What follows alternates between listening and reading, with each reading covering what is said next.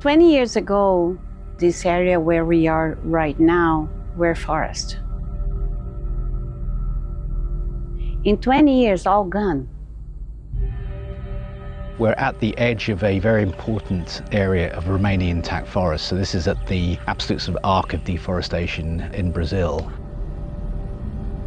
As we drive in, it's essentially 14 kilometers of stripped forest. What we could see is just deforestation in either side of the road, either for pasture and cattle production or for crop production. So here we see this chain of reaction. So illegal logging for commercial wood, fire, pasture, and then crop production. And then the land is abandoned, usually, and then the farmers go to new land and deforest new areas. You start the day by looking out into the desolate desert of cattle ranching, where there's sort of lone trees. The Brazil nut tree is protected by law in Brazil. It's a threatened species. When you see a Brazil nut tree that were left behind, it hits you emotionally. Almost mocking you in terms of what the forest that used to be there. And that leaves a profoundly unpleasant feeling in the pit of your stomach. It shows you how devastating could be the idea of losing this forest, losing this biodiversity to a different use. But then the moment you actually drive into the forest, you're immediately restored and reminded of just the astonishing beauty and biodiversity that you have here.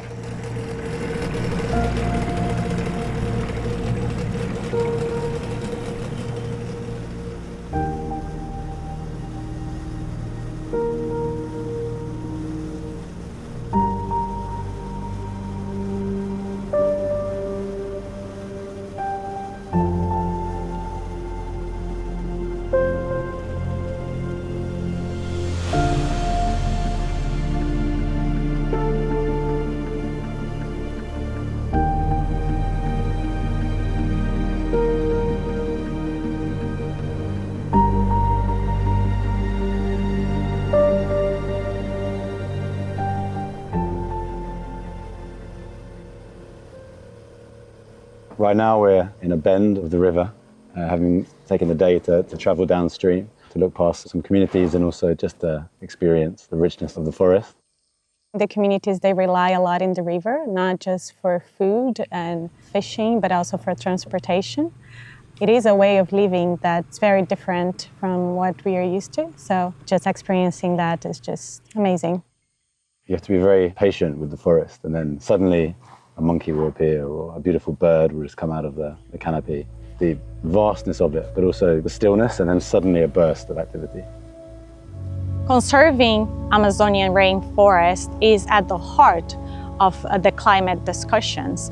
What we hoped to demonstrate that there is a viable alternative to clearing forest. That's not just to investors, that's to the individuals here in the villages. Something that's destructive to something that's sustainable and a better way of life is a lever that we believe will yield significant results in averting the climate crisis. It's really important that these communities and these areas keep receiving climate finance. We have to have the means to escalate the situation. There is no means to protect areas just with philanthropy, you know, because money from philanthropy, they come and they go.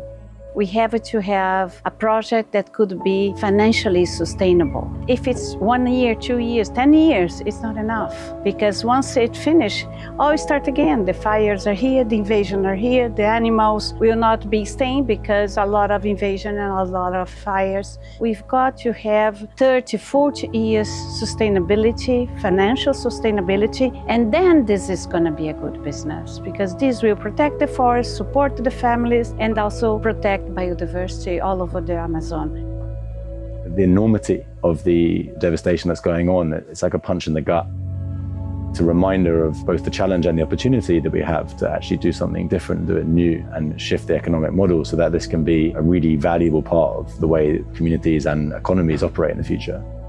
We absolutely need to work collaboratively. We are not here to exploit the forest, we are here to keep them standing. For what? For humanity, for people living here, for everyone.